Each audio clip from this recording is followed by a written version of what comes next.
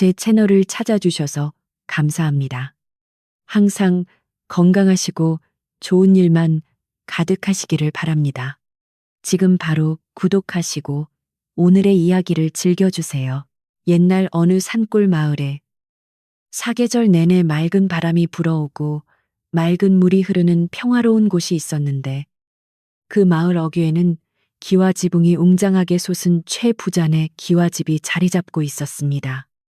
이 집은 마을에서 제일 가는 부자로 곳간에는 쌀이 가득하고 담장 너머로는 언제나 기름진 음식 냄새가 풍겨나와 사람들의 부러움을 샀지만 정작 그 집 안에는 웃음소리보다 무거운 침묵이 흐를 때가 더 많았습니다. 재물은 넘쳐나는데 대를 이을 자식이 없어 늙은 최부자 내외와 젊은 며느리의 한숨이 깊어만 갔기 때문이었습니다.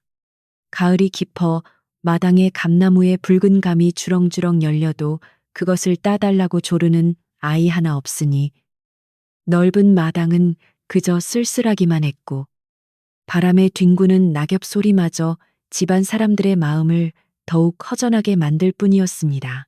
최 부자네 며느리는 인품이 훌륭하고 생김새가 단아하여 마을 사람들의 칭송이 자자한 여인이었는데 그녀는 누구보다 집안 살림을 알뜰히 보살피고 시부모를 극진히 모시는 효부였습니다. 하지만 그녀의 가슴 속에는 말 못할 깊은 우물이 하나 있었으니 혼인한 지 10년이 넘도록 태기가 없어 집안의 대가 끊길 위기에 처했다는 죄책감이었습니다. 밤마다 정화수를 떠놓고 삼신할머니께 빌고 또 빌었지만 야속하게도 자식 복은 쉽게 찾아오지 않았고 시어머니의 은근한 눈치와 마을 사람들의 수군거림은 날이 갈수록 그녀의 어깨를 짓눌렀습니다.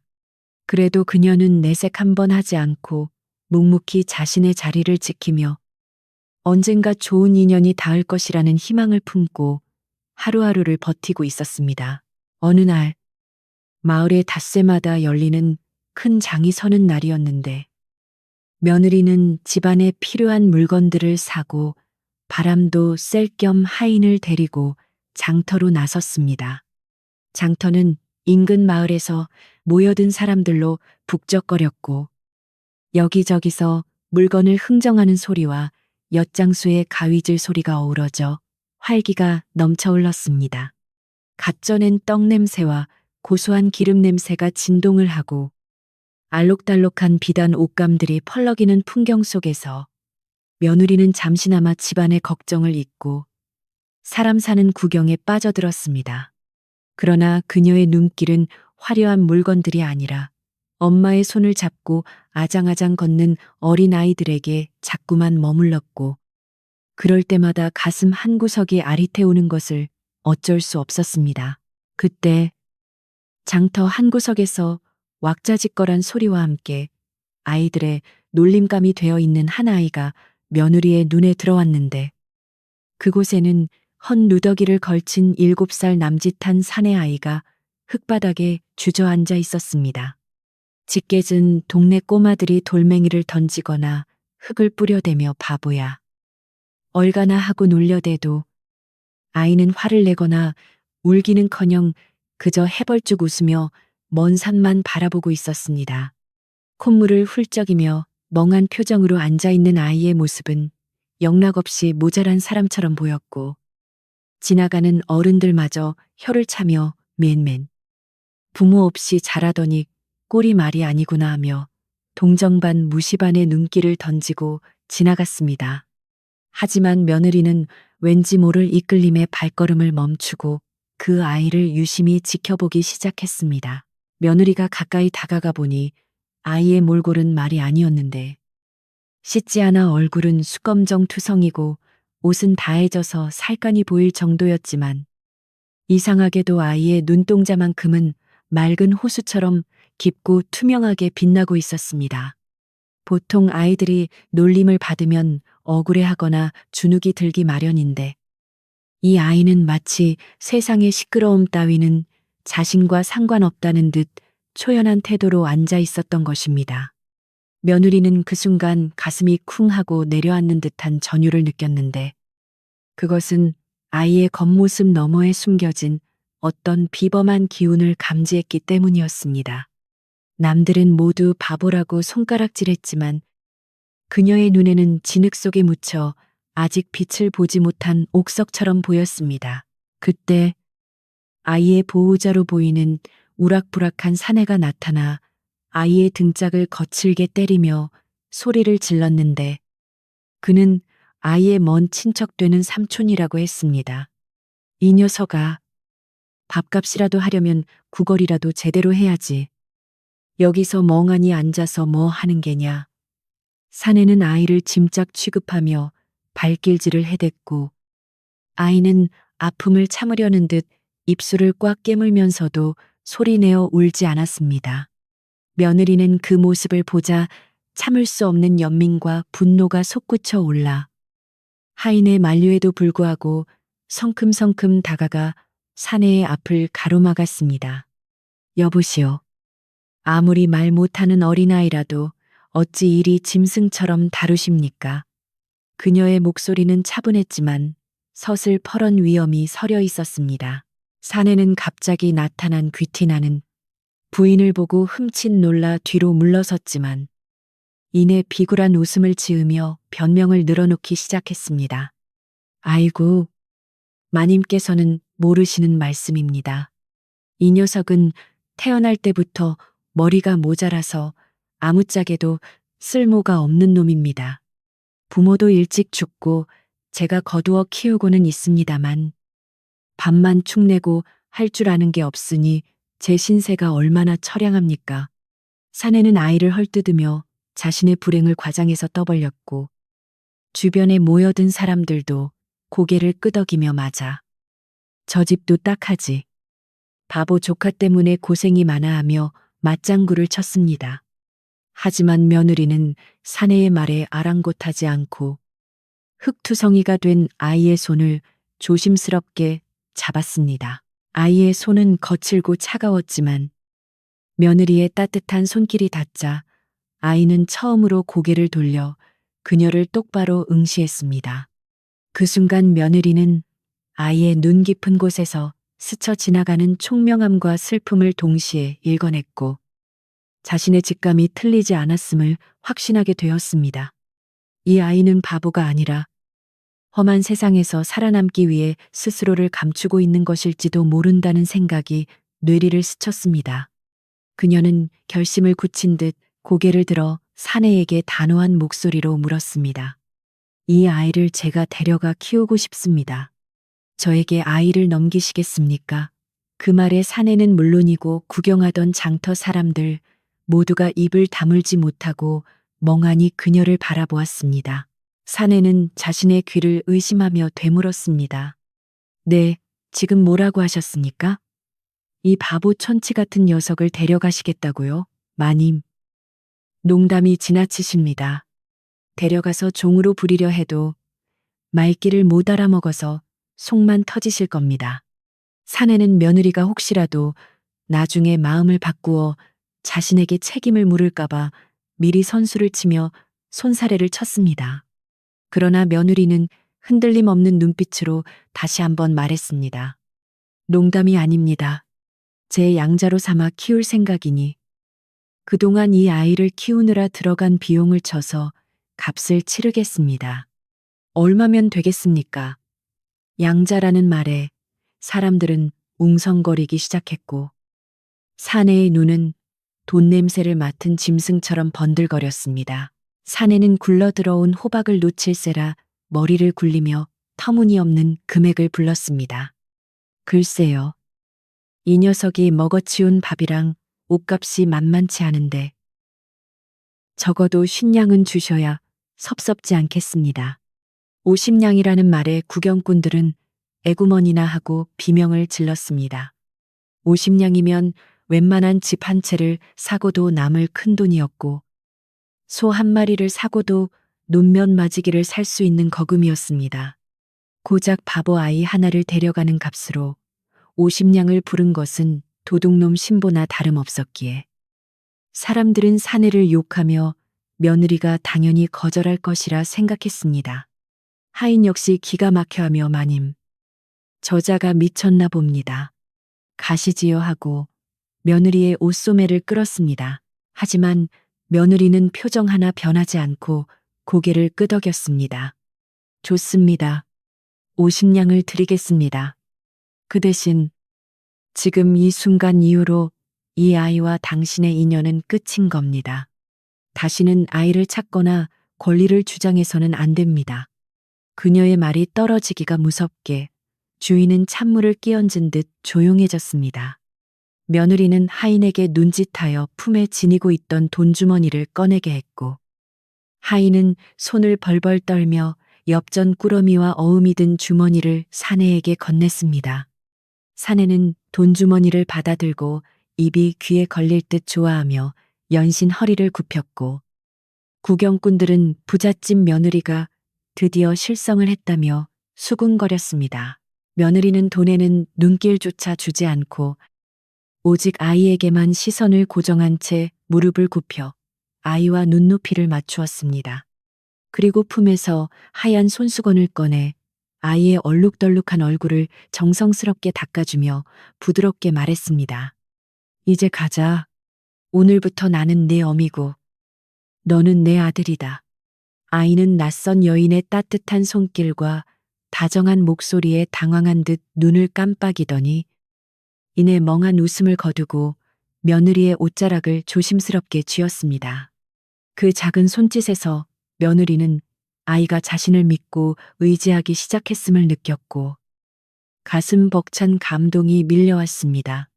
그녀는 아이의 손을 꼭 잡고 자리에서 일어났습니다. 장터를 빠져나오는 두 사람의 뒤로 사람들의 비웃음과 걱정 섞인 말들이 꼬리표처럼 따라붙었습니다. 최 부자네 며느리가 아이를 못 낳더니 드디어 돌았나 봐. 50냥이나 주고 바보를 사다니. 시부모 알면 난리가 나겠네. 저 아이가 가서 무슨 사고를 칠 줄 알고. 온갖 소리들이 귓가에 맴돌았지만 며느리는 그 어떤 말도 들리지 않는다는 듯 당당하게 앞만 보고 걸었습니다. 그녀의 손을 잡고 따라오는 아이는 더 이상 바보 같은 표정을 짓지 않고 낯선 세상으로 이끄는 새 어머니의 옆모습을 뚫어지게 바라보며 걷고 또 걸었습니다. 해는 어느덧 서산으로 뉘엿뉘엿 넘어가고 있었고 붉게 물든 노을이 두 사람의 긴 그림자를 만들어 주었습니다. 마침내 최 부자네 기와집 대문 앞에 도착했을 때 집안은 저녁 준비로 분주했습니다. 며느리가 대문 안으로 들어서자 마당을 쓸던 머슴과 부엌에서 나오던 하녀들이 모두 하던 일을 멈추고 입을 딱 벌렸습니다. 곱게 차려입은 안방마님 옆에 꼬질꼬질한 거지가 서 있었기 때문이었습니다. 게다가 마님은 그 더러운 아이의 손을 마치 보물단지라도 되는 양 소중하게 잡고 있었습니다. 마님. 그 아이는 대체 누구입니까? 늙은 하녀가 더듬거리며 묻자 며느리는 마당에 있는 모든 사람이 들을 수 있도록 크고 또렷한 목소리로 선언했습니다. 인사들 하게. 오늘부터 이 아이는 이 집안의 장손이 될 도련님이시다. 그 선언은 마치 마른 하늘에 날벼락이 치는 것과 같아서 집안의 모든 사람이 얼어붙고 말았습니다. 안채에 있던 시어머니가 인기척을 느끼고 방문을 열고 나왔다가 이 광경을 목격하고는 뒷목을 잡고 휘청거렸습니다. 며느리는 당황하는 기색 없이 아이를 이끌고 안채 마루 앞으로 다가가 아이에게 절을 시키려 했습니다. 하지만 평생 예법이라곤 배운 적 없는 아이는 쭈뼛거리며 서 있을 뿐이었고 그 모습은 영락없는 천덕꾸러기 고아의 모습 그대로였습니다. 며느리는 속으로 다짐했습니다. 사람들이 뭐라 하든 나는 이 아이 안에 숨겨진 빛을 보았다. 반드시 이 아이를 훌륭하게 키워내어 내 선택이 틀리지 않았음을 증명하리라. 차가운 가을바람이 마당을 휩쓸고 지나갔지만 며느리가 잡은 아이의 손에서 느껴지는 온기만큼은 뜨거웠습니다. 아이의 이름은 이제 복동 후동이라 불리게 될 것이었습니다.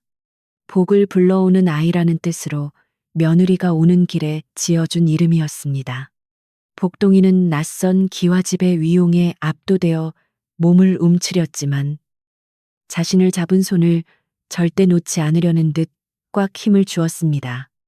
이것이 바로 훗날 온 나라를 떠들썩하게 만들 전설적인 이야기의 시작이었습니다.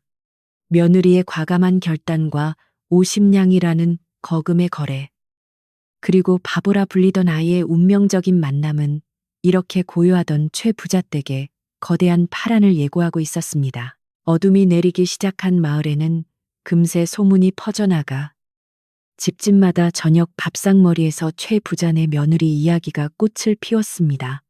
누군가는 혀를 찾고 누군가는 비웃었으며 개중에는 며느리의 속내를 궁금해하는 이도 있었습니다. 하지만 정작 소문의 주인공인 며느리는 아이를 씻기고 새 옷을 입히느라 분주했습니다. 따뜻한 물에 몸을 담근 아이는 처음 느껴보는 안락함에 눈이 스르르 감겼고 때를 벗겨낸 아이의 얼굴은 생각보다 훨씬 더 준수하고 이목구비가 뚜렷했습니다. 며느리는 아이의 머리를 빗겨주며 거울 속에 비친 아이의 눈을 다시 한번 들여다보았습니다. 그 눈은 여전히 깊고 고요하여 마치 앞으로 다가올 거친 폭풍우를 예견하고 있는 듯 했습니다. 다음 날 아침, 최 부자네 기와집에는 전날의 소동이 가라앉기는커녕 더욱 거세게 몰아치고 있었는데 마치 벌집을 쑤셔놓은 듯 집안 전체가 웅성거림으로 가득 찼습니다. 하인들은 이른 새벽부터 모여 앉아 전날 며느리가 데려온 아이에 대해 수군대느라 일손을 놓을 지경이었고 사랑채에서는 최 부자의 긴 한숨소리가 담장을 넘어 마당까지 흘러나왔습니다. 안채의 분위기는 더욱 살벌하여 평소에는 온화하던 시어머니가 아침 문안 인사를 온 며느리를 본체만 채하고 돌아앉아 싸늘한 냉기만을 뿜어내고 있었습니다. 밤새 한숨도 못 잔 듯 눈밑이 칸탄 시어머니는 며느리가 자리에 앉자마자 참았던 화를 터뜨리며 바닥을 내리쳤습니다. 네가 기어이 집안을 망치려고 작정을 했구나. 어디서 굴러먹던 갯뼈다귀 같은 놈을 데려와서 장손이라니. 내 눈에 흙이 들어가기 전에는 절대 인정 못한다. 시어머니의 고함 소리가 안방을 쩌렁쩌렁 울렸지만 며느리는 흐트러짐 없는 자세로 앉아 고개를 숙이며 차분하게 대답했습니다. 어머님, 놀라게 해드려 송구합니다. 하지만 저 아이는 제가 하늘에 빌고 빌어 점지받은 인연이라 생각합니다. 비록 지금은 부족해 보일지 몰라도 잘 가르치고 보살피면 반드시 이 집안의 기둥이 될 제목입니다. 부디 넓은 아량으로 지켜봐 주십시오. 며느리의 간곡한 호소에도 불구하고 시어머니의 분노는 쉽게 가라앉지 않았습니다. 50냥이라는 거금을 주고 거지를 사왔다는 사실 자체가 기가 막힐 노릇인데다 동네 방네 소문이 퍼져 최 부자네가 웃음거리가 되었다는 생각에 자존심이 상할 대로 상해 있었기 때문이었습니다. 시어머니는 가슴을 치며 아이를 당장 내쫓으라고 으름장을 놓았습니다. 그 시각 사랑채에 있던 최 부자 역시 속이 타들어가기는 매한가지여서 곰방대에 담배를 꾹꾹 눌러 담으며 연신 헛기침만 해댔습니다. 평생을 근면 성실하게 모은 재산으로 마을의 존경을 받아왔는데 며느리의 돌발 행동으로 인해 한순간에 조롱거리가 될 위기에 처했으니 그 심정이 오죽하겠습니까? 더구나 핏줄도 섞이지 않은, 그것도 바보라고 소문난 아이에게 가문의 대를 잇게 한다는 것은 보수적인 최부자로서는 도저히 받아들일 수 없는 일이었습니다. 하지만 평소 며느리의 행실이 워낙 반듯하고 지혜로웠기에 대놓고 호통을 치기보다는 며느리가 스스로 잘못을 깨닫고 아이를 돌려보내기를 기다리고 있었습니다. 그러나 사랑채 마루 끝에 앉아 멍하니 하늘만 보고 있는 복동이를 볼 때마다 답답함은 커져만 갔습니다. 복동이는 비단 옷을 입고 깨끗한 방에서 잠을 잤지만 모든 것이 낯설고 불편한지 안절부절 못하며 눈치를 살피고 있었습니다. 아침상이 들어오자 아이는 밥상을 보자마자 손으로 밥을 움켜쥐려 했고 국그릇을 들고 마시다가 옷에 국물을 흘리는 등 밥상머리 예절이라고는 전혀 모르는 모습을 보였습니다. 이를 지켜보던 하녀들은 입을 가리고 킥킥거렸고 며느리는 조용히 아이의 손을 잡고 숟가락 쥐는 법부터 하나하나 가르쳐 주었습니다. 복동아, 밥은 숟가락으로 천천히 먹는 거란다. 급할 것 없으니 흘려도 괜찮아. 며느리의 다정한 목소리에도 아이는 잔뜩 주눅이 들어 숟가락을 떨어뜨리기 일쑤였고 그럴 때마다 밖에서 지켜보던 사람들의 비웃음 소리는 더 커져만 갔습니다. 점심나절이 되자 소문을 들은 친척들이 하나둘씩 최 부자네 집으로 몰려들기 시작했는데 그들은 걱정을 가장하여 호기심을 채우고 콩고물이라도 떨어질까 기웃거리는 사람들이었습니다. 먼 촌수 벌어지는 당숙부터 시누이까지 평소에는 왕래도 뜸하던 이들이 대문을 들어서며 야단법석을 떨었습니다. 아이고, 형님, 이게 대체 무슨 날벼락입니까? 며느리가 헛것에 씌었다는 게 사실입니까? 그들은 짐짓 심각한 표정을 지으며 최부자 내외를 위로하는 척했지만 눈은 온통 복동이를 향해 번들거리고 있었습니다. 만약 최부자가 자식 없이 죽게 되면 그 재산이 자신들에게 돌아올 수도 있다는 기대를 품고 있었는데 뜬금없이 양자가 들어왔다니 그들에게는 청천벽력 같은 소식이었던 것입니다. 친척들은 마당 한 구석에 쭈그리고 앉아 있는 복동이를 둘러싸고 마치 동물원 원숭이 구경하듯 이것저것 말을 걸며 시험하려 들었습니다. 얘, 너 이름이 뭐냐? 숫자는 셀 줄 아느냐? 이거랑 이거 중에 뭐가 더 비싼 건지 알겠느냐? 한 친척이 엽전과 돌멩이를 양손에 들고 묻자 복동이는 해벌쭉 웃으며 돌멩이를 집어들었습니다. 그러자 친척들은 박장대소하며 배를 잡고 넘어갔습니다. 아이고, 세상에 돈보다 돌멩이가 좋다는 놈은 처음 보네. 진짜 바보 천치가 맞구만. 그들은 며느리가 드드라는 듯 큰 소리로 떠들며 아이를 조롱했고 복동이는 영문을 모르는 표정으로 그저 멍하니 웃고만 있을 뿐이었습니다. 그 모습은 영락없이 모자란 아이 그 자체였습니다. 며느리는 손님 접대를 위해 다과상을 차려내오다가 이 광경을 목격하고는 입술을 깨물었지만 내색하지 않고 정중하게 친척들에게 인사를 올렸습니다. 먼 길 오시느라 고생하셨습니다. 다과 좀 드시고 쉬시지요. 하지만 친척 중 심술쩍기로 유명한 오촌 당숙모가 며느리를 쏘아붙이며 비아냥거렸습니다.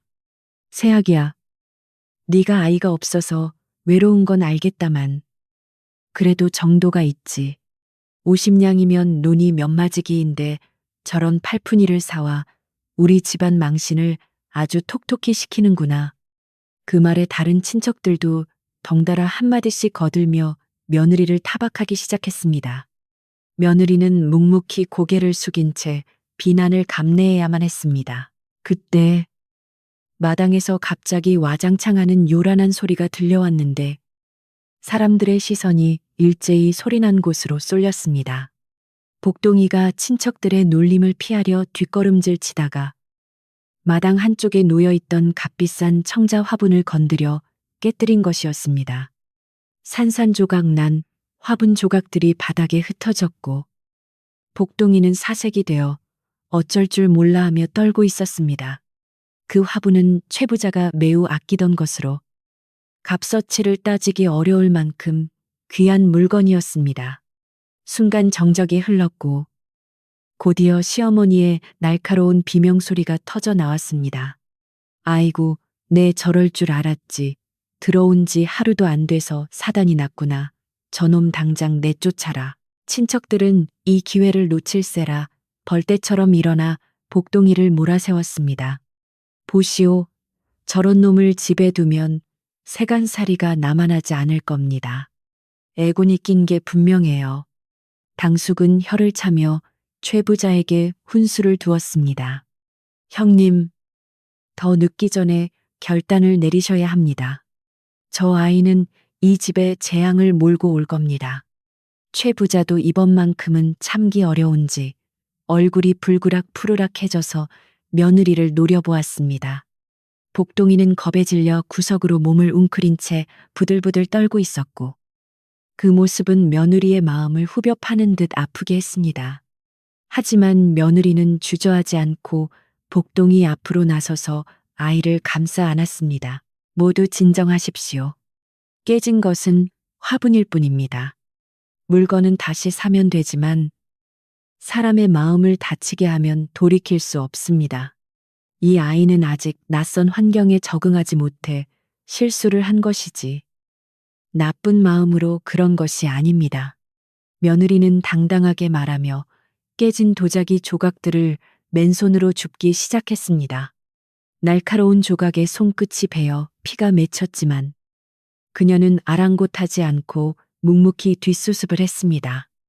그 모습에 기가 찬 시어머니는 뒷목을 잡고 방으로 들어가 버렸고 친척들도 에이, 재수가 없으려니 별꼴을 다 보내 하며 하나둘씩 자리를 떴습니다. 며느리의 단호한 태도에 더 이상 왈가왈부해봤자 소용없다는 것을 느꼈기 때문이었습니다. 친척들이 모두 돌아가고 집안이 다시 고요해졌지만 그 고요함은 폭풍 전야처럼 무겁고 차가웠습니다. 하인들은 며느리의 눈치를 보며 슬금슬금 피해 다녔고 며느리가 시키는 일조차 건성으로 대답하기 일쑤였습니다. 뇌. 마님이 아무리 똑똑하다 해도 이번에는 단단히 미친 개야. 저런 바보를 상전으로 모셔야 한다니. 내 신세도 참. 부엌에서 일하는 하녀들은 설거지를 하며 투덜거렸습니다. 집안의 분위기는 최악으로 치달았고 며느리의 권위는 땅에 떨어진 듯 보였습니다. 그러나 이 모든 상황을 지켜보는 단 한 사람, 늙은 집사만은 다른 생각을 하고 있었습니다. 그는 최 부자 댁에서 3대째 일해온 충직한 하인으로 며느리가 시집 올 때부터 그녀를 지켜봐 온 사람이었습니다. 집사는 불평하는 젊은 하인들을 불러 모아 나지막이 타일렀습니다. 다들 입 조심하게. 안방마님이 어떤 분이신가, 그동안 집안의 대소사를 처리하시는 걸 보면 보통 분이 아니라는 걸 알 텐데. 헛돈 쓰실 분도 아니고 사람 보는 눈이 없으신 분도 아니네. 지금은 우리가 이해할 수 없어도 분명 깊은 뜻이 있을 것이니 함부로 입을 놀려 화를 자초하지 말게나. 집사의 말에 하인들은 입을 다물었지만 여전히 의심스러운 눈초리는 거두지 않았습니다. 집사는 마당을 쓸며 며느리가 거처하는 별채 쪽을 바라보았습니다. 불 꺼진 창문에 어린 그림자가 깊은 생각에 잠겨 있는 듯 보였습니다. 밤이 깊어지자 며느리는 상처 입은 손에 약을 바르고 복동이의 방으로 향했습니다. 복동이는 이불을 뒤집어 쓰고 구석에 웅크리고 있었는데 낮에 있었던 일로 인해 큰 충격을 받은 듯 했습니다. 며느리는 조용히 다가가 아이의 등을 토닥이며 부드럽게 불렀습니다. 복동아, 이제 괜찮다. 다들 갔으니 나오렴. 아이가 조심스럽게 이불 밖으로 고개를 내밀자 며느리는 따뜻한 미소를 지으며 아이를 안아주었습니다. 오늘 많이 놀랐지. 네 잘못이 아니야. 내가 미리 치워두지 못한 탓이다. 그러니 기죽지 말거라. 며느리의 품에서 아이는 긴장이 풀렸는지 참았던 숨을 몰아쉬었습니다. 며느리는 촛불 아래서 아이의 얼굴을 자세히 들여다보았습니다. 낮에 친척들이 놀릴 때, 그리고 화분이 깨졌을 때, 아이의 눈빛이 순간적으로 변했던 것을 그녀는 놓치지 않았습니다.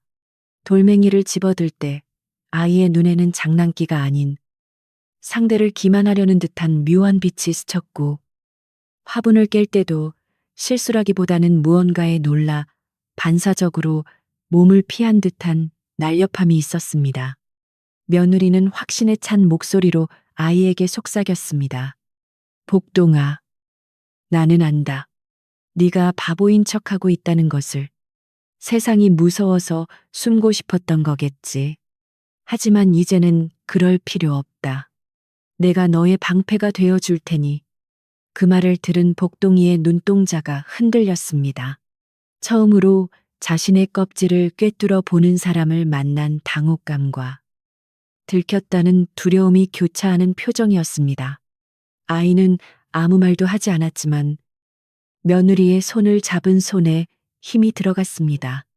며느리는 서두르지 않기로 했습니다.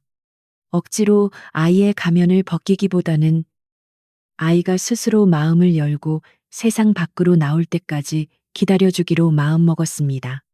밖에서는 가을바람이 문풍지를 흔들며 스산한 소리를 냈지만 방 안은 두 사람의 교감으로 인해 훈훈한 온기가 감돌았습니다. 다음 날부터 집안에는 묘한 긴장감이 흐르는 가운데 며느리의 본격적인 아들 만들기가 시작되었습니다. 그녀는 시부모의 눈을 피해 복동이를 데리고 뒷산에 오르거나 서재에 틀어박혀 시간을 보내곤 했습니다. 사람들은 며느리가 바보에게 글을 가르치려 한다며 혀를 찼습니다. 소가 글을 읽는 게 빠르지. 저 바보가 뭘 알겠어 하인들은 수군거렸지만 서재 안에서는 놀라운 일이 벌어지고 있었습니다. 며느리가 천자문을 펴놓고 한 글자씩 읽어주면 복동이는 멍한 표정을 짓다가도 며느리가 잠시 자리를 비우면 책을 뚫어지게 바라보며 입술을 달싹거렸습니다. 어느 날 오후 며느리는 복동이를 데리고 장독대에 올라가 간장 항아리를 닦고 있었습니다. 그때 시아버지가 뒷짐을 지고 마당을 거닐다가 며느리에게 말을 걸었습니다. 아가, 그 아이에게 헛수고하지 말고 이제 그만 포기하는 게 어떻겠니? 내 보기에 저 녀석은 평생 남의 수발이나 받아야 할 팔자다. 시아버지의 목소리에는 안타까움이 배어 있었습니다. 며느리는 하던 일을 멈추고 정중하게 대답했습니다. 아버님, 조금만 더 기다려 주십시오. 옥석을 갈고 닦는 데는 시간이 걸리는 법입니다. 머지않아 아버님께서도 깜짝 놀라실 날이 올 것입니다. 시아버지는 고개를 절레절레 흔들며 돌아섰지만 며느리의 눈빛은 흔들림이 없었습니다. 한편 마을에서는 며느리가 데려온 바보 아들 이야기가 노래로 만들어져 아이들 입에 오르내릴 정도가 되었습니다. 최 부자네 며느리는 50냥 주고 바보 샀네. 바보는 밥만 먹고 그릇 깨고 해에 웃네. 아이들은 담장 밖에서 노래를 부르며 낄낄거렸고 그 소리는 집안까지 들려와 식구들의 속을 뒤집어 놓았습니다. 하지만 복동이는 그 노래를 들으면서도 화를 내기는커녕 리듬에 맞춰 고개를 까닥거려 보는 사람들을 더욱 기가 막히게 만들었습니다. 그러나 그 순간 복동이의 눈빛이 서늘하게 빛나는 것을 본 사람은 오직 며느리와 멀리서 지켜보던 늙은 집사뿐이었습니다. 집사는 며느리가 없을 때 슬그머니 복동이에게 다가가 말을 걸어보기도 했습니다. 도련님, 엿 좀 드시겠습니까? 복동이는 침을 흘리며 엿을 받아먹었지만 집사가 돌아서서 갈 때 등 뒤에서 느껴지는 시선이 예사롭지 않음을 감지했습니다. 집사는 속으로 중얼거렸습니다.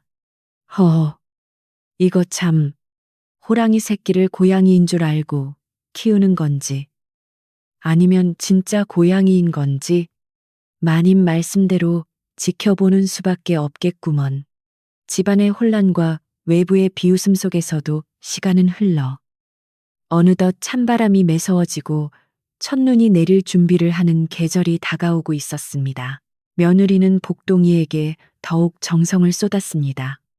좋은 음식을 먹이고 밤마다 옛 성현들의 이야기를 들려주며 아이의 정서를 보듬었습니다.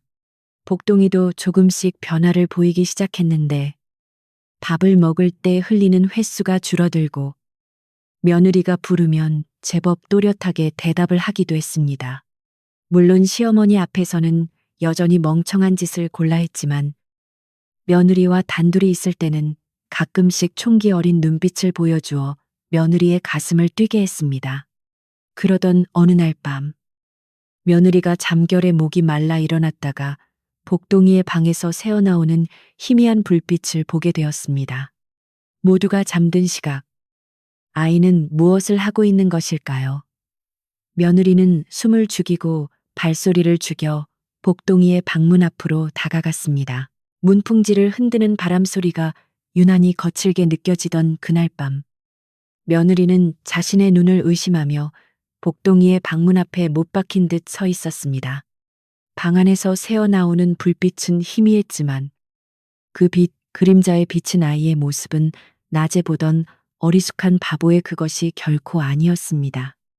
허리를 꼿꼿하게 펴고 앉아 책장을 넘기는 손길은 선비처럼 우아했고 가끔씩 고개를 끄덕이며 책의 내용을 음미하는 모습은 영락없는 학자의 풍모를 풍기고 있었습니다. 며느리는 떨리는 가슴을 진정시키며 조심스럽게 문살 틈으로 방 안을 들여다보았는데 복동이가 읽고 있는 책은 다름 아닌 시아버지가 가장 아끼는 고전 경전인 논어였습니다. 까막 눈이라 여겨졌던 아이가 그 어려운 한자들을 막힘없이 읽어내려가고 있었던 것입니다. 며느리는 한동안 숨소리조차 내지 못하고 그 경이로운 광경을 지켜보았는데 아이의 입술은 소리 없이 움직이고 있었지만 그 눈빛만은 형형하게 살아 빛나고 있었습니다. 낮에는 침을 흘리며 해벌쭉 웃던 아이가 밤이 되자 전혀 다른 사람으로 변해 학문에 매진하고 있다는 사실은 며느리에게 큰 충격과 동시에 벅찬 희열을 안겨주었습니다. 그녀는 자신의 직감이 틀리지 않았음을, 50냥이라는 거금이 헛되지 않았음을 확인하는 순간 뜨거운 눈물이 핑 돌았습니다. 더 이상 지체할 수 없다고 생각한 며느리는 심호흡을 한 번 크게 하고는 방문을 조용히 열고 들어갔습니다. 복동아, 밤이 늦었는데 아직 깨어 있었느냐? 갑작스러운 며느리의 등장에 복동이는 화들짝 놀라며 읽던 책을 등 뒤로 급히 감추었습니다. 그리고는 순식간에 다시 어깨를 구부정하게 하고 눈을 개슴츠레 뜨며 특유의 바보 흉내를 내기 시작했습니다. 해, 어머니. 그냥 그림 구경하고 있었어요. 잠이 안 와서. 아이는 당황한 기색을 감추려 애쓰며 침을 흘리는 신호까지 했지만 며느리는 이미 모든 것을 본 후였습니다. 며느리는 다가가서 아이의 손을 따뜻하게 잡고 등 뒤에 숨긴 책을 꺼내어 무릎 위에 올려놓았습니다. 복동아, 이제 더 이상 내 앞에서는 연극을 하지 않아도 된다. 나는 네가 얼마나 영특한 아이인지 이미 다 보았다. 며느리의 단호하면서도 부드러운 목소리에 복동이의 표정이 서서히 굳어졌습니다. 거짓 가면을 벗어야 할 때가 왔음을 직감한 아이는 잠시 망설이다가 이내 깊은 한숨을 내쉬며 고개를 들었습니다. 그러자 흐리멍덩하던 눈빛이 맑게 개이며 총명한 본래의 눈동자가 드러났습니다. 어머니, 저를 용서해 주세요. 속이려던 것은 아니었습니다. 아이의 말투는 어른스러웠고 목소리에는 깊은 울림이 있었습니다. 며느리는 아이를 꼭 안아주며 물었습니다. 어찌하여 그동안 바보 행세를 하며 살아온 것이냐? 그 어린 나이에 얼마나 힘들고 외로웠겠느냐? 복동이는 며느리의 품에 안겨 그동안 가슴속에 묻어두었던 이야기를 털어놓기 시작했습니다. 일찍이 부모를 여의고 먼 친척의 집에 얹혀 살게 되었을 때 처음에는 자신의 총명함을 드러내어 칭찬을 받고 싶었다고 했습니다. 하지만 영특한 고아를 바라보는 세상의 시선은 차가웠고 친척들은 혹시라도 아이가 커서 자신들의 재산을 넘볼까봐 경계하고 구박했다고 했습니다. 너무 똑똑하면 명을 재촉할 수도 있다는 것을 본능적으로 깨달은 어린 복동이는 살아남기 위해 스스로 바보가 되기를 선택했던 것입니다. 사람들에게 무시당하고 조롱받는 것이 차라리 견제받고 미움받는 것보다 안전했기에 아이는 철저하게 자신을 감추고 어둠 속에서만 진짜 모습을 드러내왔던 것입니다. 복동이의 슬픈 사연을 들은 며느리는 가슴이 미어지는 듯한 아픔을 느꼈습니다. 고작 7살 난 아이가 생존을 위해 바보 흉내를 내며 살아왔다는 사실이 너무나 가혹하게 느껴졌기 때문이었습니다. 며느리는 복동이의 두 손을 꼭 잡고 눈을 맞추며 굳은 약속을 했습니다. 이제는 내가 너의 울타리가 되어주마. 네가 날개를 펴고 마음껏 날아오를 수 있을 때까지 이 어미가 모든 비바람을 막아줄 것이다. 그러니 내 앞에서는 마음껏 네 재주를 펼치거라. 복동이는 며느리의 진심 어린 말에 참았던 눈물을 터뜨렸고 두 사람은 밤이 새도록 서로를 의지하며 미래를 도모했습니다. 그날 이후로 최 부자네 집에는 기묘한 이중생활이 시작되었습니다.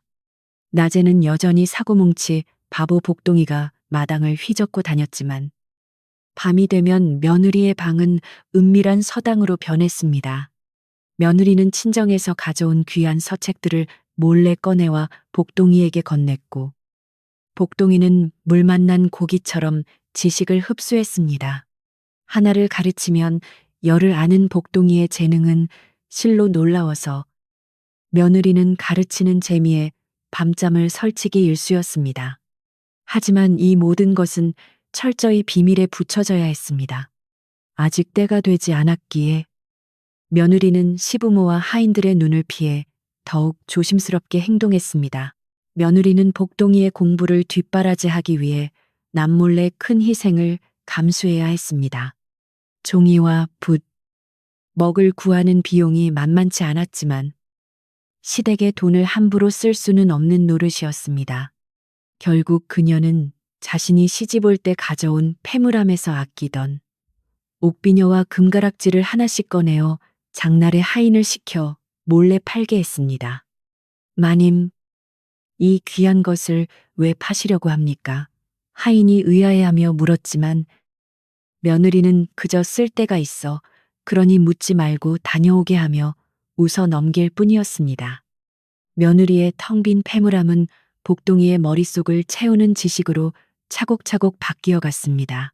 겨울이 깊어지면서 한방눈이 펑펑 쏟아지던 어느 날, 최 부자 내 사랑채에서는 한바탕 소동이 벌어졌습니다. 가을 추수가 끝나고 소작료를 정산하는 시기였는데 장부를 관리하던 집사가 계산이 맞지 않아 며칠째 끙끙 앓고 있었던 것입니다. 최 부자는 옆에서 곰방대를 두드리며 아직도 계산이 안 끝났느냐.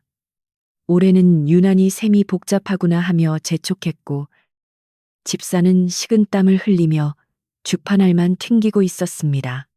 수십 가구의 소작료와 세금을 계산하는 일은 복잡하기 그지없었고 어디선가 쌀 2가마니의 셈이 비어 장부에 앞뒤가 맞지 않는 상황이었습니다. 그때 마침 복동이가 빗자루를 들고 마당에 눈을 쓸러 나왔다가 사랑채 마루 앞을 지나가게 되었습니다. 복동이는 열린 방문 너머로 집사가 펴놓은 장부와 쩔쩔매는 모습을 곁눈질로 힐끗 보았습니다. 보통 사람이라면 그냥 지나쳤을 테지만 숫자의 밝은 복동이의 눈에는 장부의 오류가 순식간에 들어왔습니다. 복동이는 잠시 빗자루질을 멈추고 멍한 표정을 지으며 혼잣말처럼 중얼거렸습니다. 어라, 저기 아랫마을 김서방네 노는 반마지기가 줄었는데 왜 그대로 적혀있지? 히히. 눈 온다. 눈 복동이는 다시 바보처럼 웃으며 마당을 뛰어다녔습니다. 하지만 그 혼잣말은 집사의 귀에 천둥소리처럼 꽂혔습니다. 집사는 깜짝 놀라 장부를 다시 훑어보았고 복동이의 말대로 김서방네 논의 면적이 줄어든 것을 반영하지 않아 계산이 틀어졌음을 발견했습니다. 아니, 이럴 수가. 그 바보 녀석이 어떻게. 집사는 멍하니 마당에서 눈싸움을 하는 복동이를 바라보았습니다. 우연이라고 하기에는 너무나 정확한 지적이었기에 집사는 등골이 서늘해짐을 느꼈습니다. 하지만 차마 주인 어른께 바보 도련님이 가르쳐 주었습니다라고 말할 수는 없어. 집사는 조용히 장부를 수정하고 계산을 마쳤습니다. 이 광경을 멀리서 지켜보던 며느리는 회심의 미소를 지었습니다. 복동이의 천재성은 단순히 책을 외우는 것에 그치지 않았습니다.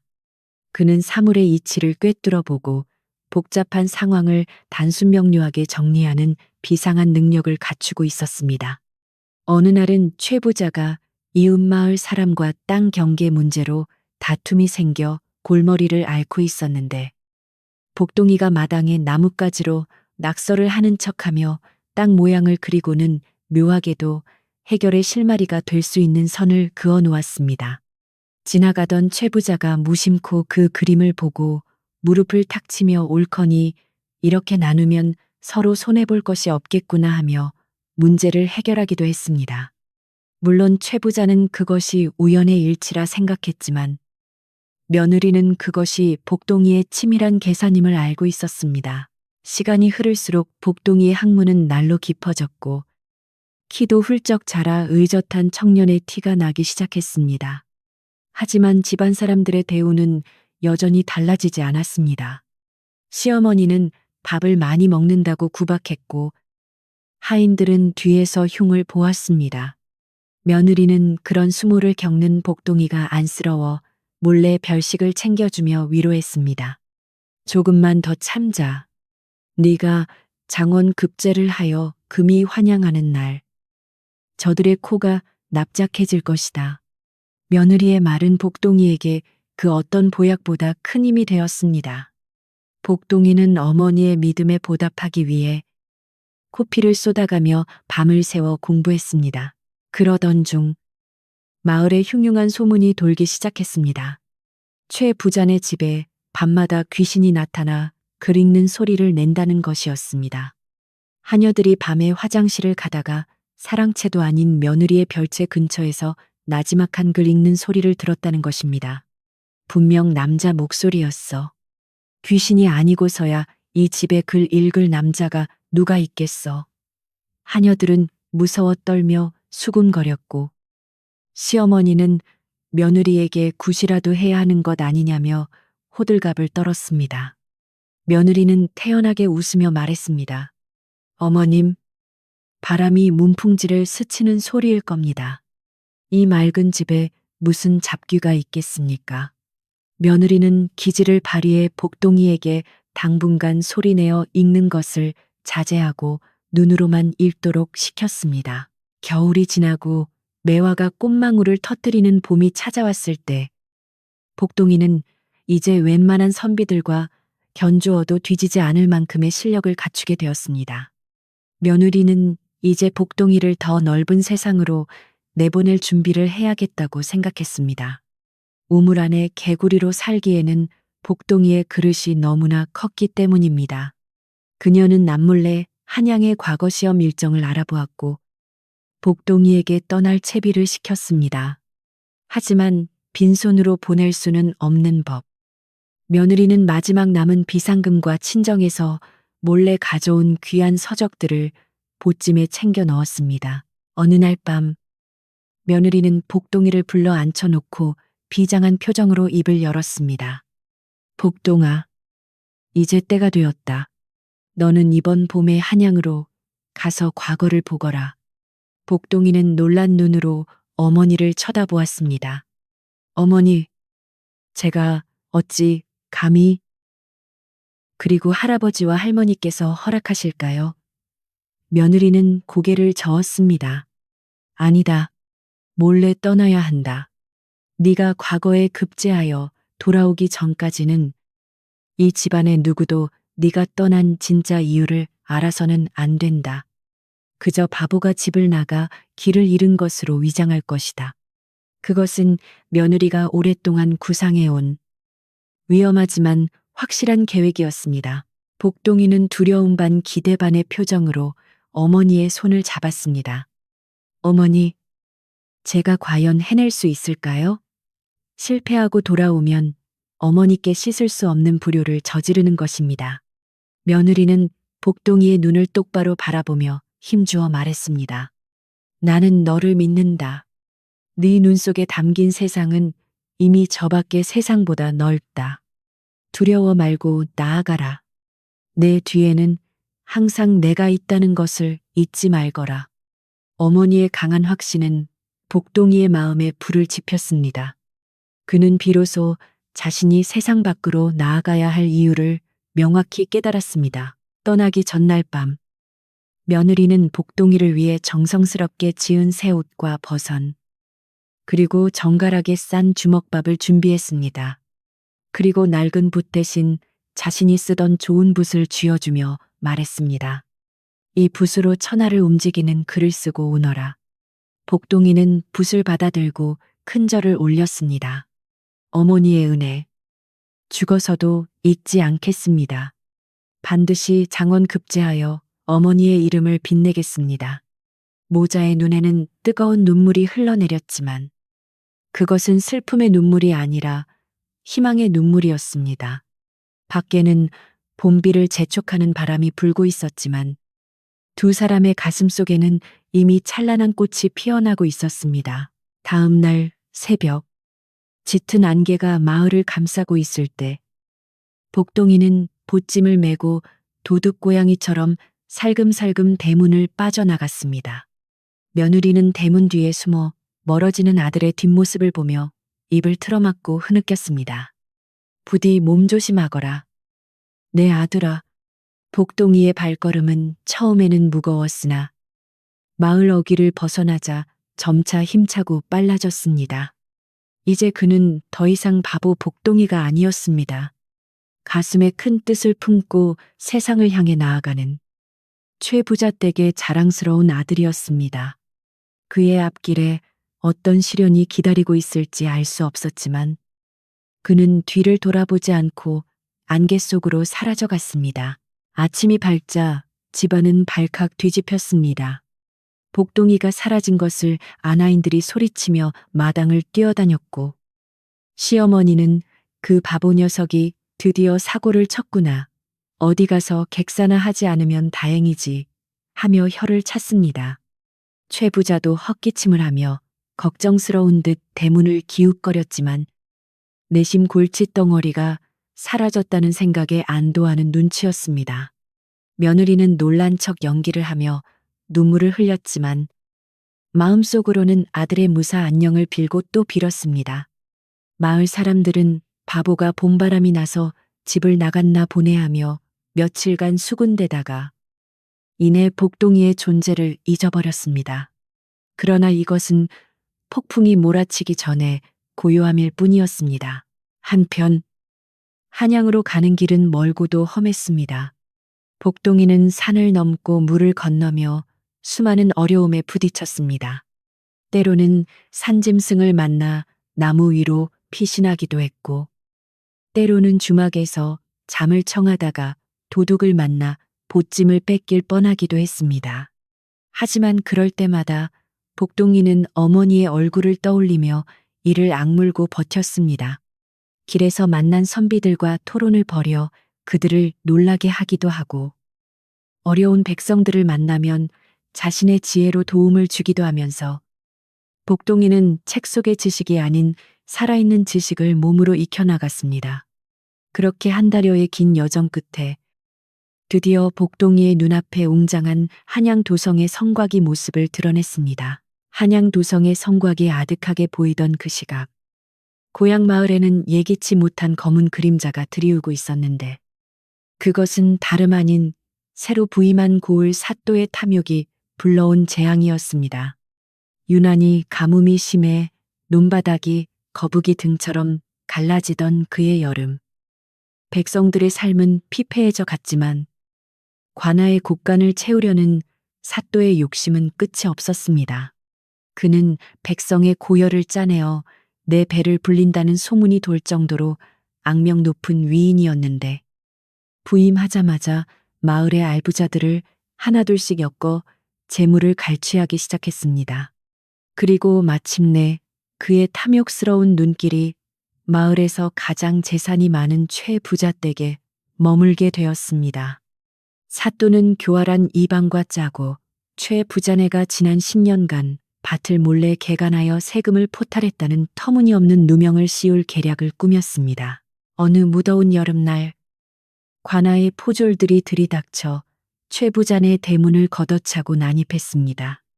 평화롭던 기와집은 순식간에 아수라장이 되었고 마당에 있던 하인들은 영문을 몰라 우왕좌왕하며 비명을 질렀습니다. 이방은 위조된 문서를 들이밀며 소리쳤습니다. 최 부자는 듣거라. 네가 국법을 어기고 땅을 숨겨 세금을 도둑질하였으니 그 죄를 물어 가산을 정몰하고 관아로 압송하겠다. 최 부자는 청천벽력 같은 소리에 뒷목을 잡고 쓰러졌고 시어머니는 바닥에 주저앉아 아이고 이게 무슨 날벼락이야. 우리는 하늘을 우러러 한 점 부끄러움 없이 살았는데 하며 통곡했습니다. 하지만 포졸들은 눈 하나 깜짝하지 않고 집안의 귀중품을 자루에 쓸어 담고 곳간의 문을 부수어 쌀가마니를 끌어내기 시작했습니다. 이 절체절명의 위기 속에서 오직 며느리만이 정신을 부여잡고 마루 끝에 서서 이방을 가로막았습니다. 그녀의 안색은 창백했지만 눈빛만은 서슬퍼런 칼날처럼 빛나고 있었습니다. 여보시오, 관아의 법도가 이리도 무도하단 말입니까? 증거도 없이 죄인 취급을 하다니. 이것은 명백한 수탈입니다. 내 남편이 돌아오고 아버님께서 기력을 찾으시면 반드시 상급관청에 이 억울함을 호소할 것입니다. 며느리의 당당한 기세에 이방은 잠시 주춤했으나 이내 비열한 웃음을 흘리며 비아냥거렸습니다. 허허, 바보 자식 하나 간수 못해. 집 나가게 만든 여편네가 말은 잘하는구만. 상급관청 내놈들이 그럴 기력이 남아있을지 모르겠구나. 이방은 포졸들에게 눈짓하여 며느리를 거칠게 밀쳐냈습니다.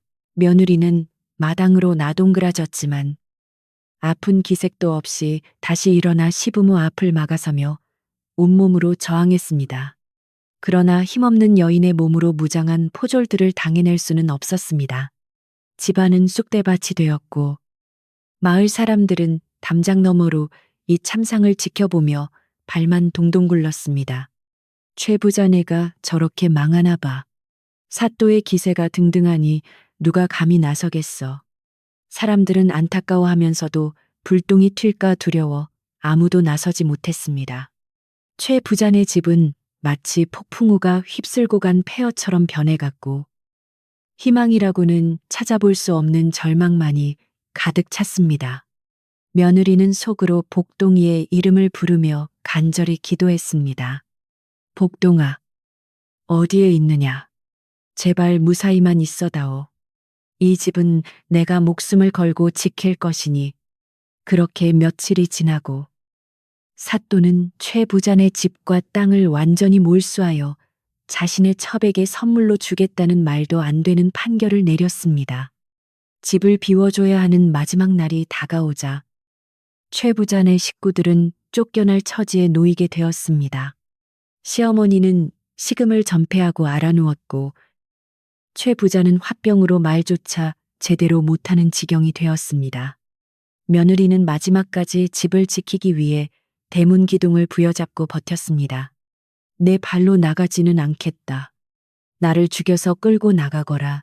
그녀의 절규는 마을 사람들의 눈시울을 붉히게 했지만 사또의 명을 받은 관원들은 몽둥이를 들고 위협하며 그녀를 끌어내려 했습니다.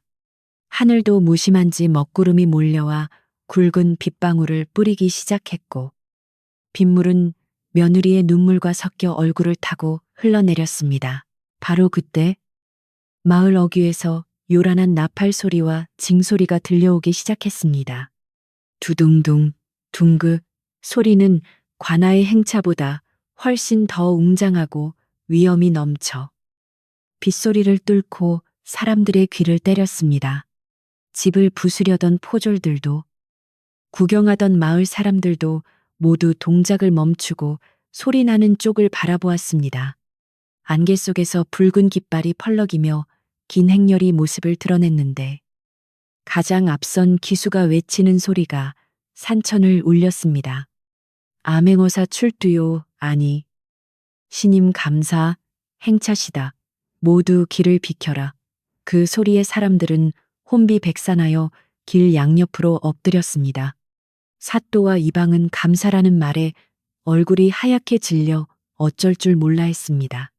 감사는 사또보다 훨씬 높은 직급으로 고을 수령의 비리를 감찰하고 처벌할 권한을 가진 막강한 존재였기 때문입니다. 행렬의 중심에는 화려한 가마 대신 늠름한 백마를 탄한 관리가 위풍당당하게 들어오고 있었는데 그는 짙은 청색 관복을 입고 머리에는 어사화를 꽂고 있었습니다. 어사화는 과거 급제자만이 쓸 수 있는 영광의 상징이었습니다. 관리는 최부잔의 집 대문 앞에 이르러 말에서 내리지 않은 채 마당을 점령하고 있는 포졸들과 이방을 내려다보았습니다.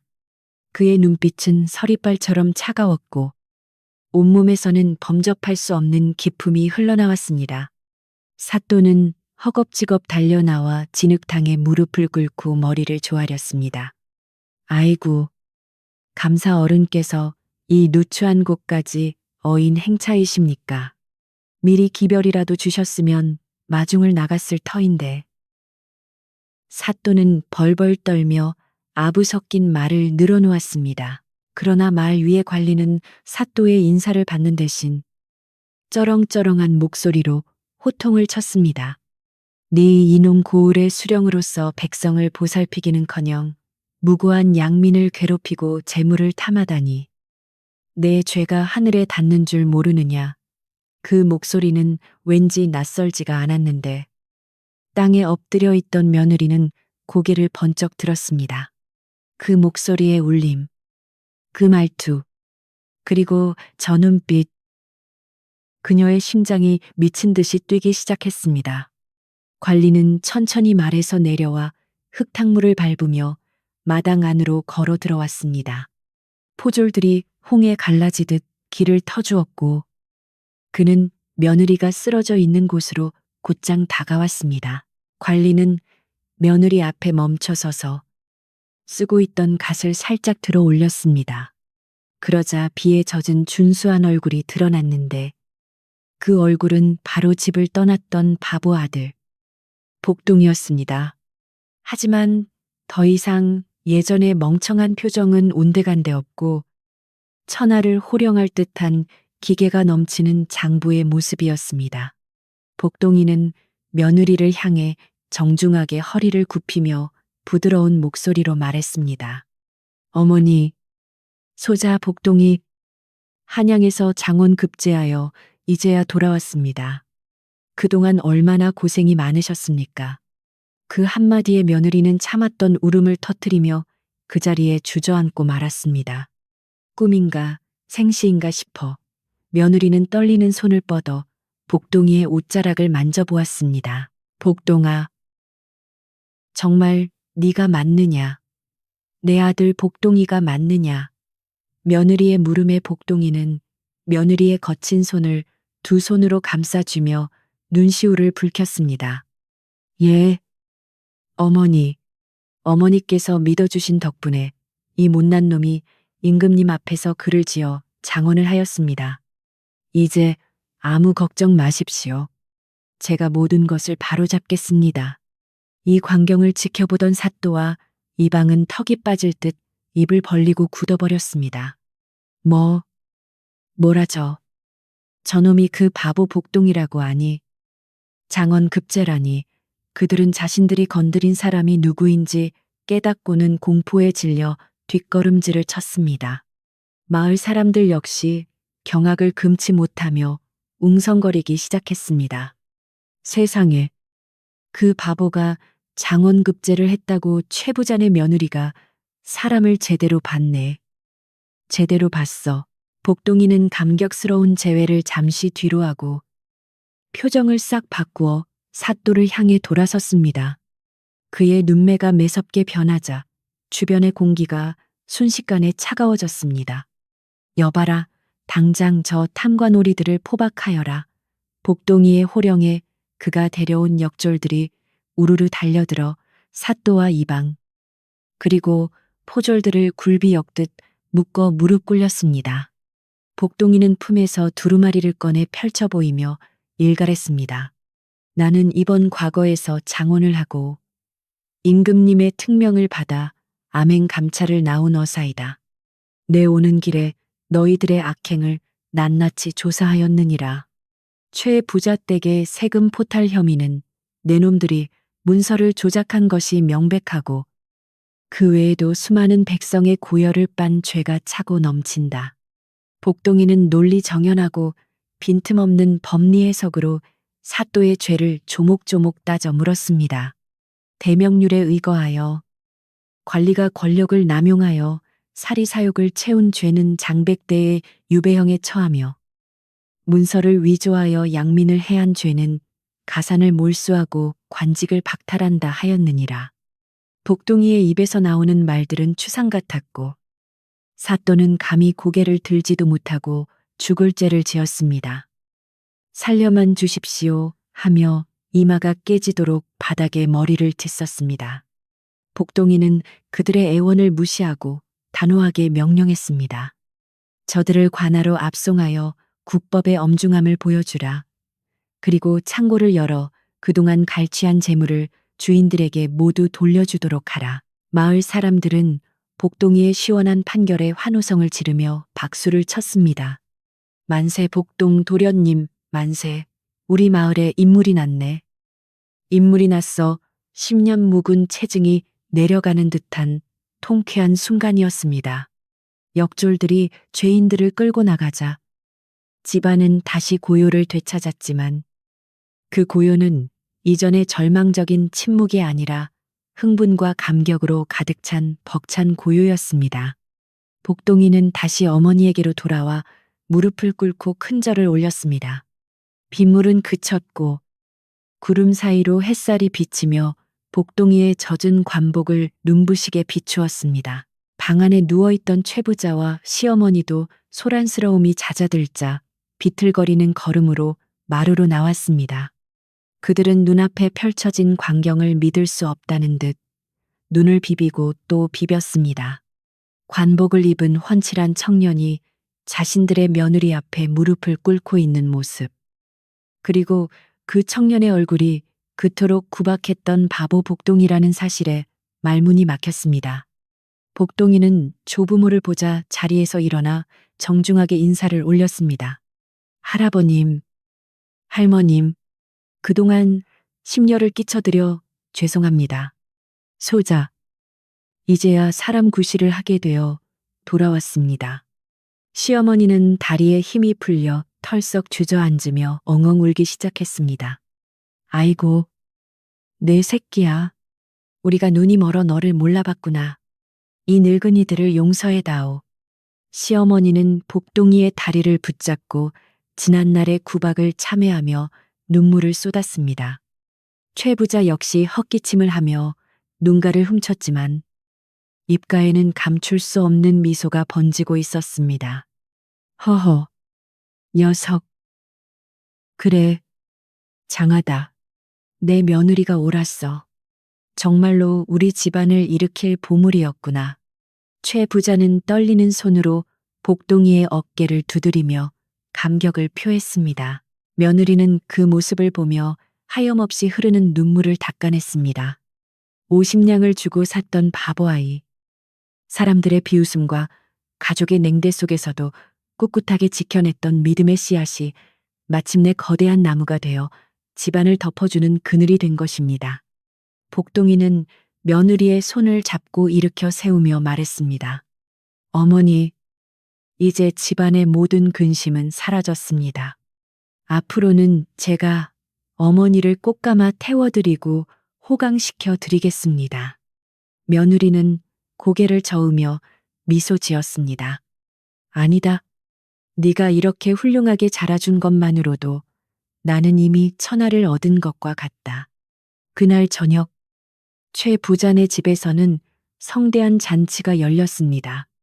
뺏길 뻔했던 집은 되찾았고 잃을 뻔했던 명예는 드높아졌습니다. 마을 사람들은 모두 몰려와 음식을 나누어 먹으며 복동이의 무용담을 듣느라 밤 가는 줄 몰랐습니다. 글쎄, 과거 시험장에서 임금님이 시제를 내리자마자 붓을 휘날리며 일필이지로써 내려갔다지 뭡니까? 하인들은 어깨를 으스대며 주어들은 이야기를 전하느라 바빴고 복동이는 그저 빙그레 웃으며 어머니의 밥그릇에 고기를 올려주었습니다. 며느리는 아들이 올려준 고기를 먹으며 세상에서 가장 맛있는 밥상을 받았습니다. 집안 구석구석에는 웃음꽃이 피어났고 깨졌던 기와장보다 더 단단한 가족의 정이 다시 쌓여갔습니다. 복동이가 가져온 합격 교지는 가보로 모셔졌고 그가 입었던 낡은 누더기 옷은 며느리가 몰래 장롱 깊숙한 곳에 보관해 두었습니다. 초심을 잃지 말라는 뜻이자 그들의 특별한 인연을 기억하기 위함이었습니다. 밤이 깊도록 최 부자네 집의 불은 꺼지지 않았고 담장 밖으로 흘러나오는 웃음소리는 온 마을을 따뜻하게 데워주었습니다. 악독한 사또는 물러갔고 정의로운 판관이 된 아들이 돌아왔으니 이보다 더 완벽한 결말은 없을 것 같았습니다. 하지만 이야기는 아직 끝나지 않았습니다. 진정한 행복은 화려한 성공 뒤에 찾아오는 소박한 평온함에 있기에 그들의 마지막 이야기가 남아 있었습니다. 잔치가 끝난 다음 날 아침, 마을은 마치 긴 장마가 끝난 뒤 찾아온 가을 하늘처럼 유난히 맑고 투명했습니다. 최의 부자네의 마당을 가득 메웠던 사람들의 왁자지껄한 소리는 사라졌지만 그 자리에는 전과는 비교할 수 없는 평온함과 훈훈한 기운이 감돌고 있었습니다. 악명 높던 사또와 이방이 압송되어 떠난 관아에는 새로운 질서가 잡히기 시작했고 억울하게 빼앗겼던 최 부자네 논밭 문서와 곡식들도 모두 제자리로 돌아왔습니다. 하인들은 이른 새벽부터 마당을 쓸며 콧노래를 흥얼거렸는데 그들의 얼굴에는 더 이상 주인을 향한 불만이나 불안함 대신 자부심이 가득 차 있었습니다. 이제 그들은 단순한 부잣집의 하인이 아니라 장원 급제한 암행어사를 배출한 명문가의 식솔이라는 긍지를 느끼고 있었던 것입니다. 사랑채에 앉아있는 최 부자의 얼굴에도 웃음꽃이 활짝 피어 평소 입에 달고 살던 곰방대는 뒷전이고 찾아오는 손님들을 맞이하느라 여념이 없었습니다. 예전에는 재물을 탐내어 기웃거리던 사람들이었지만 이제는 진심으로 최 부자네의 경사를 축하하고 며느리의 해안을 칭송하기 위해 찾아온 이들이었습니다. 최 부자는 손님들에게 차를 대접하며 입이 마르도록 며느리와 아들 자랑을 늘어놓았습니다. 허허, 내가 진작에 우리 며느리 말을 들었어야 했는데 말이야.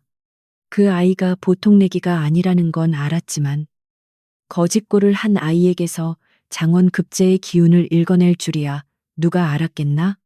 그의 목소리에는 지난날의 과오에 대한 반성보다는 현재의 기쁨이 훨씬 더 크게 묻어났습니다. 안채의 풍경 또한 완전히 달라져 있었는데 시어머니는 아침 일찍부터 부엌에 들어가 며느리가 좋아하는 반찬을 직접 챙기며 부산을 떨었습니다. 며느리가 문안 인사를 드리러 오자 시어머니는 버선발로 뛰어나와 며느리의 손을 잡고 아랫목에 앉혔습니다. 아가, 그동안 내가 너를 너무 모질게 대했구나. 네가 아니었다면 우리 집안은 풍비박산이 나고 대가 끊겼을 것이다. 너는 우리 집안의 은인이자 복덩이다. 시어머니의 눈에는 진심 어린 참회의 눈물이 고여 있었고 며느리는 그런 시어머니의 손을 따뜻하게 감싸주며 미소로 답했습니다.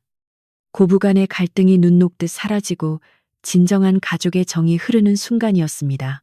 복동이는 며칠간 고향집에 머물며 밀린 정을 나누고 집안일을 돌보았는데 그는 밖에서는 위험 있는 관리였지만 어머니 앞에서는 여전히 응석바지 아들처럼 행동했습니다. 며느리는 복동이의 머리를 빗겨주며 지난 세월의 회포를 풀었습니다. 복동아, 네가 한양에서 공부할 때 얼마나 힘들었느냐. 밥은 제때 챙겨 먹었는지, 잠은 편히 잤는지. 이 어미는 밤마다 걱정으로 잠을 이루지 못했다. 며느리의 걱정 어린 말에 복동이는 어머니의 무릎에 머리를 기대며 말했습니다. 어머니께서 보내주신 정성과 믿음이 있었기에 견딜 수 있었습니다. 책을 읽다가 힘들 때면 어머니의 얼굴을 떠올리며 다시 붓을 잡았습니다. 어느 날 오후, 복동이는 며느리를 모시고 집 뒤편 언덕에 올랐습니다. 그곳은 복동이가 처음 이 집에 왔을 때 며느리가 데리고 가서 세상을 내려다보게 했던 장소였습니다. 시원한 바람이 불어와 모자의 옷자락을 흔들었고 발 아래로는 평화로운 마을 풍경이 한눈에 들어왔습니다. 복동이는 먼 산을 바라보며 조용히 입을 열었습니다. 어머니, 그때 기억나십니까? 저잣거리에서 흙투성이 거지였던 저를 50냥이라는 거금을 주고 사셨지요. 그때 사람들은 어머니를 비웃었지만 어머니는 저의 무엇을 보고 그런 확신을 가지셨습니까? 복동이는 늘 궁금했던 질문을 던졌습니다. 며느리는 온화한 미소를 지으며 복동이의 어깨를 감싸 안았습니다. 그날 내 행색은 초라했지만 내 눈빛만은 진흙 속에 묻힌 보석처럼 빛나고 있었단다.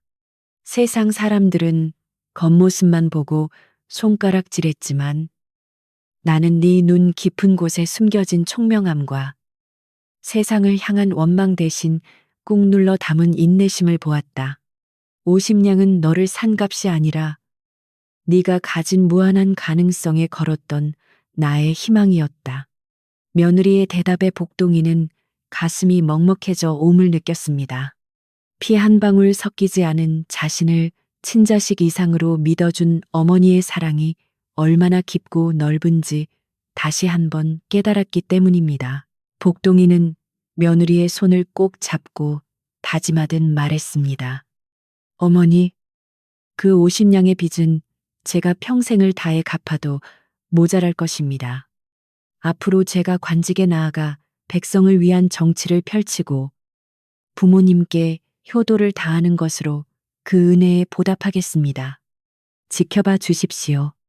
며느리는 고개를 끄덕이며 아들의 등을 토닥였습니다. 이미 너는 나에게 차고 넘치는 보답을 하였다. 네가 훌륭하게 자라준 것만으로도 나는 세상 모든 것을 얻은 듯 기쁘다. 두 사람의 대화는 바람을 타고 멀리 퍼져나가 듣는 이들의 마음까지 훈훈하게 만들었습니다. 이제 복동이가 다시 한양으로 떠나야 할 시간이 다가왔습니다. 임금님의 부름을 받아 더 큰 나라시를 하기 위해 조정으로 들어가야 했기 때문입니다. 떠나는 날 아침, 온 마을 사람들이 최 부자네 집 앞으로 모여들어 복동이의 앞길을 배웅했습니다. 최 부자와 시어머니는 아쉬움에 눈물을 글썽였지만 며느리는 의연한 표정으로 아들의 옷매무새를 다듬어 주었습니다. 가거라. 가서 네 뜻을 마음껏 펼치거라.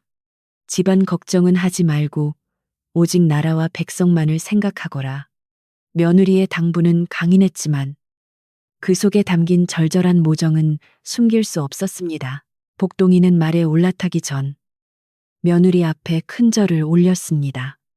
어머니, 자주 소식 전하겠습니다. 부디 건강만 하십시오. 복동이가 말에 오르자 며느리는 참았던 눈물을 훔치며 손을 흔들었습니다. 복동이의 행렬이 마을 어귀를 돌아 사라질 때까지 며느리는 그 자리에 서서 아들의 뒷모습을 지켜보았습니다. 비록 몸은 떨어져 있어도 마음은 항상 함께할 것임을 알기에 며느리의 얼굴에는 슬픔보다는 뿌듯함과 안도감이 서려 있었습니다. 마을 사람들도 최 부전의 며느리가 참으로 큰일을 했다며 입을 모아 칭송했습니다. 복동이가 떠난 후 최 부전의 집은 예전의 고요함을 되찾았지만 그 분위기는 사뭇 달랐습니다. 적막하고 쓸쓸했던 과거와 달리 이제는 집안 곳곳에 활기가 넘치고 웃음소리가 끊이지 않았습니다.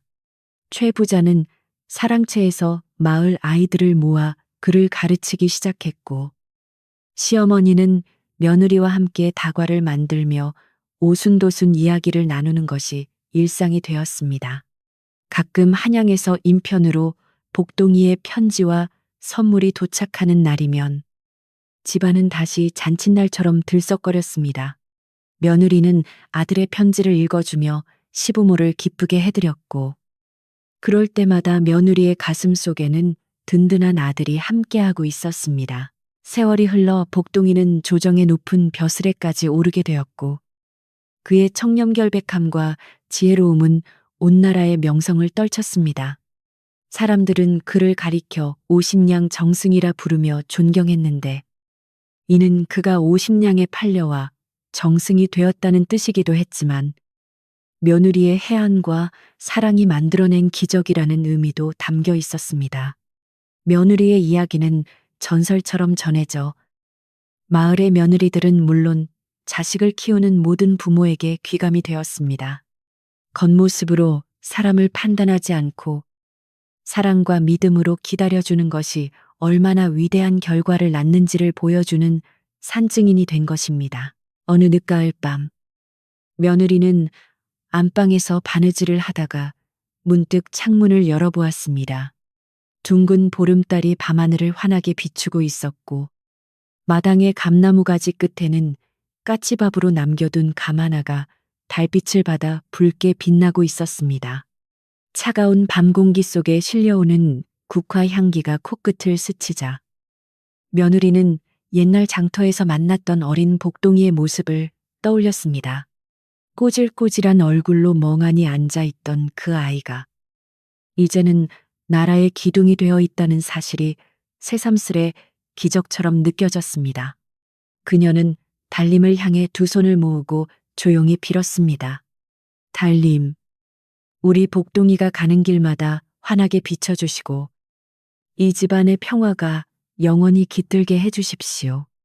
방 안의 호롱불이 은은하게 흔들리고 며느리는 바느질감을 무릎에 내려놓고 잠시 눈을 감았습니다.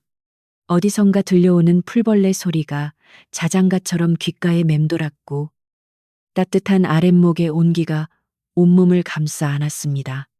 모든 시련이 지나가고 찾아온 평화는 달콤하고 부드러웠습니다. 오십냥으로 시작된 인연은 억만금을 주어도 바꿀 수 없는 행복으로 되돌아왔고, 며느리의 지혜로운 선택은 삭막했던 집안을 사랑으로 가득 채웠습니다. 이제 그녀에게는 더 이상 바랄 것이 없었습니다. 그저 오늘처럼 평온한 밤이 계속되기를 바랄 뿐이었습니다. 이야기는 이렇게 끝이 납니다. 사람의 가치는 돈으로 매길 수 없는 것이며 진심 어린 사랑과 믿음만이 사람을 변화시키고 세상을 아름답게 만든다는 것을 최부자의 며느리와 복동이가 보여주었습니다. 혹시 여러분도 주변의 겉모습이 초라해 보이거나 부족해 보이는 사람이 있나요? 그렇다면 며느리처럼 그 사람 안에 숨겨진 보석을 찾아보는 건 어떨까요? 누군가의 따뜻한 눈길 한 번이 한 사람의 인생을 그리고 세상을 바꿀 수도 있으니까요. 밤이 깊었습니다. 오늘 밤은 여러분의 꿈속에도 복동이처럼 빛나는 희망이 찾아오기를 바랍니다. 사방이 고요해지고 달빛만이 마당을 가득 채우는 이 밤. 최 부잔의 기와집 지붕 위로 별들이 하나둘 내려앉아 잠든 이들을 지켜주고 며느리의 입가에 머문 편안한 미소처럼 여러분도 이제 깊고 따뜻한 잠에 드시길 바랍니다.